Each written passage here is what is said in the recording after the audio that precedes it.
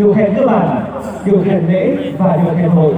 Hôm nay thì những điều khen này được giảng dạy cả trong những trường học nữa, bên cạnh các hoạt động cộng đồng rất đáng chú ý.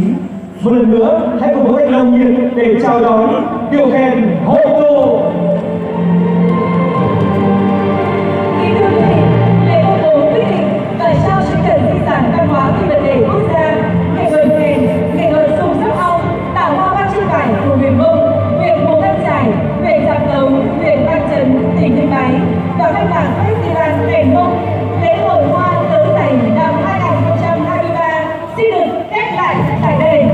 Và chúng ta sẽ cùng nhau chúc rằng nghệ thuật kèn, nghệ thuật dùng sắc ong tạo hoa văn trên vải của huyện Mông, huyện Mù Căng Chải, huyện Trạm Tấu, huyện Văn Chấn của tỉnh Yên Bái sẽ được gìn giữ và phát huy trong đời sống mạnh mẽ hơn nữa.